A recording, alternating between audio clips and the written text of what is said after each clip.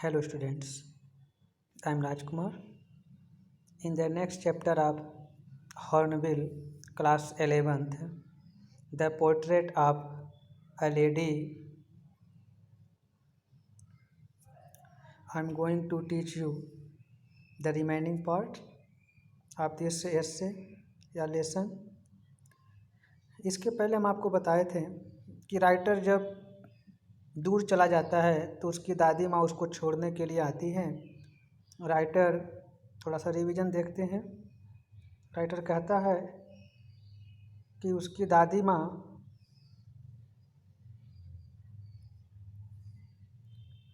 Silently she kissed my forehead. जब वो छोड़ने के लिए जाती है तो रास्ते में कहते शांतपूर्वक वो कुछ बिना कुछ कहे हुए राइटर के ललाट को चूमती है। And when I left A cherished, जब मैं उसको छोड़ दिया या छोड़ करके जाने लगा, I cherished the most imprint as perhaps the last sign of physical contact between us.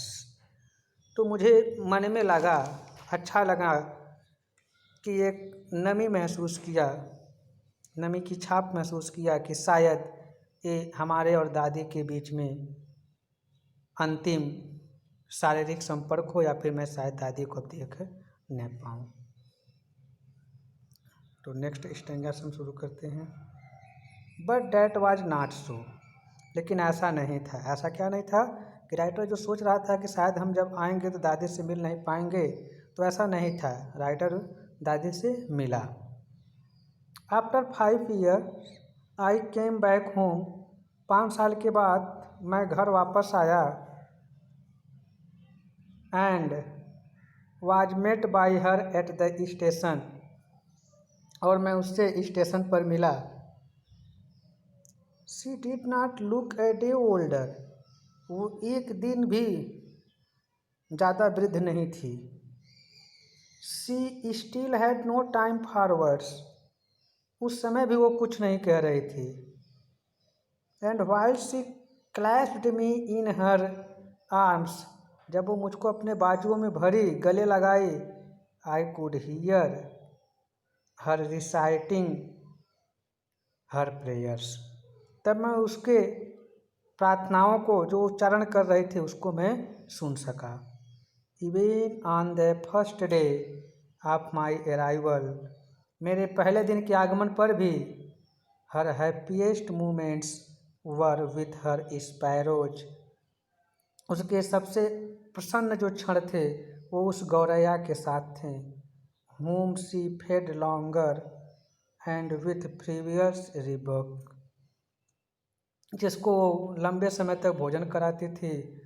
With फ्रीवियस rebukes, एक बनावटी या वैसे ही डांट के साथ। Next passage. In the evening a change came over हर, एक दिन शाम को उसको या दादी माँ को कुछ परिवर्तन देखने को मिला, या फिर दादी माँ में कुछ परिवर्तन देखने को मिला। शी डिड नॉट प्रे, वे प्रार्थना नहीं की। She collected the women of the neighbourhood, वो अपने पड़ोसी की औरतों को इकट्ठा की। गोट एन ओल्ड ड्रम, और एक पुराना drum lay. And started to sing, और गीत गाना शुरू कर दी। फॉर सेवरल आवर्स, कई घंटों तक, she thumped the sagging skin of the dilapidated drum, वह उस ड्रम को पीट रही थी। And sang of the homecoming of warriors, और घर आए योद्धाओं का गीत गा रही थी। We had to persuade her to stop to avoid over straining, हमें उसे फुसलाना पड़ा कि वो उसको रोक दे। टू अवॉइड ओवर स्ट्रेनिंग, ताकि बहुत अधिक प्रेशर या दबाव न आए। That was the first time since I had known her that she did not pray. ऐसा पहली बार था कि मैं उसे जाना वो प्रार्थना नहीं की थी. The next morning she was taken ill. अगली सुबह वो बीमार पड़ गई. It was a mild fever. बिल्कुल हल्का बुखार था. And the doctor told us that it would go. Doctor बताएं कि वो ठीक हो जाएगी. But my grandmother thought differently. लेकिन मेरी दादी माँ अलग सोची. Differently means अलग सोची. अलग कैसे? वो कहें ठीक हो जाएगी और ये कहे ठीक नहीं होंगी. She told us that her end was near. वो बताई कि उसका अंत नज़दीक है. She said that since only a few hours before the close of the last chapter of her life, वो कही कि since only a few hours before the close of the last chapter of her life, उसके जीवन के अंतिम chapter को बंद होने से पहले, जबकि कुछ थोड़ा सा ही समय बचा है, she had omitted to pray. तो उसने प्रार्थना की. She was not going to waste any more time talking to us. वो हमसे बात करके और कोई भी समय को नष्ट करना नहीं चाहती थी. We protested. हम विरोध किए. But she ignored our protests. लेकिन वो हमारे विरोध को इग्नोर कर दी, ध्यान नहीं दी. She lay peacefully in bed praying and telling her beads. वो शांतिपूर्वक उस बेड पर पड़ी रही, प्रार्थना करते हुए और अपने माला को जपते हुए. Even before we could suspect, इससे पहले कि हम लोग कुछ शंका करें, her lips stopped moving. उसके ओठ हिलना बंद हो गए. And the rosary fell from her lifeless finger. तो जो रोजरी था, जो गुलाबी माला था जिससे वो जप रही थी, वो उसके लाइफलेस फिंगर्स अर्थात जीवन विहीन अंगुली से नीचे गिर गई. A peaceful pallor spread on her face. एक शांतिपूर्वक उदासी या पीलापन उसके चेहरे पर फैल गया. And we knew that she was dead. और हम लोग जानते थे या जान गए कि वह मर गई. We lifted her off the bed. हम लोग उसको बेड से उठाएं. And as is customary, जैसे कि व्यवस्था हमारी है, परंपरा है, laid her on the ground. उसको ज़मीन पर सुला दिए. And covered her with a red shroud. और उसको एक लाल कफन में से ढक दिए. After a few hours of mourning, कुछ घंटों के विलाप के पश्चात, we left her alone to make arrangements for her funeral. तो हम लोग उसको अकेले छोड़ दिए उसकी दाह संस्कार की व्यवस्था के लिए. फनरल मीन्स होता है दाह संस्कार. In the evening we went to her room. शाम को हम लोग उसके कमरे पे गए. With a crude stretcher to take her to be cremated.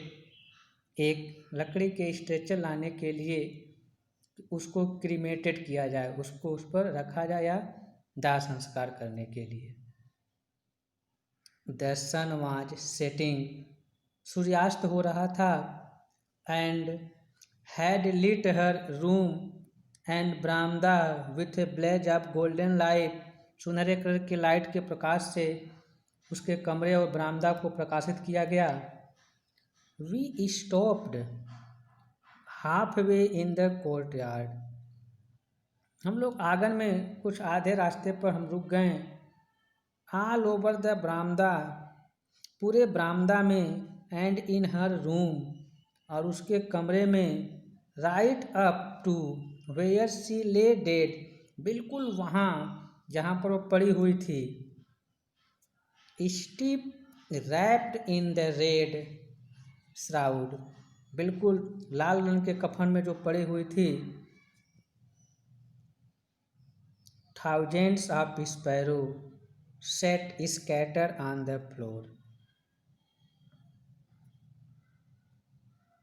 हजारों चिड़िया गौरैया उसके फर्श पर, set scatter on the floor मतलब फर्श पर इधर उधर बैठी हुई थी। देयर वाज नो चिरपिंग, कोई चहचहाट नहीं थी। We felt sorry for the birds, हमने उस चिड़िया के लिए खेद महसूस किया। And my mother fetched some bread for them, और मेरी माँ ने उस चिड़ियों के लिए कुछ रोटी डाल दी। She broke it into little crumbs, वो उसको छोटे छोटे टुकड़ों में तोड़ रही थी। That way my grandmother use to, उस तरीके से जैसे मेरी दादी माँ तोड़ा करती थी। And threw it to them, और इसको उसको फेंक दी, अर्थात उस टूटे हुए छोटे छोटे टुकड़े को, चिड़ियों को मेरी माँ ने फेंका या दिया। The sparrows took no notice of the bread, उस गौरैया ने उस रोटी के टुकड़े पर कोई ध्यान नहीं दिए। When we carried my grandmother's corpse off, जब मैं अपने दादी माँ के लाश को ले जा रहा था। दे फ्लू अवे क्विकली, वे चुपचाप वहाँ से उड़ गई। Next morning the sweeper swept the bread crumbs into the dustbin, और अगली सुबह को झाड़ू वाला ने उस रोटी के टुकड़े को झाड़ू लगा करके डस्टबिन में डाल दिया। तो इस लेसन में दिया गया है कि उसकी दादी माँ को जिस तरीके से चिड़िया को वह मानती थी, खिलाती थी, पक्षियों के पास भी एक फीलिंग था, उसे भी महसूस होता है कि कोई मर जाता है फिर वो दुनिया में नहीं आता है। तो गौरैया भी दादी माँ के मरने पर दुख महसूस कर रही थी, व्यक्त कर रही थी, इसीलिए राइटर के माँ के द्वारा डाला गया जो रोटी का टुकड़ा था उसको नहीं ली, और तब से वो गौरैया फिर वापस नहीं आती हैं। तो ये लेसन यहाँ पर समाप्त होता है। फिर इसको हम आगे दूसरे लेसन को कंटिन्यू करेंगे। Have a nice day, best of luck everyone.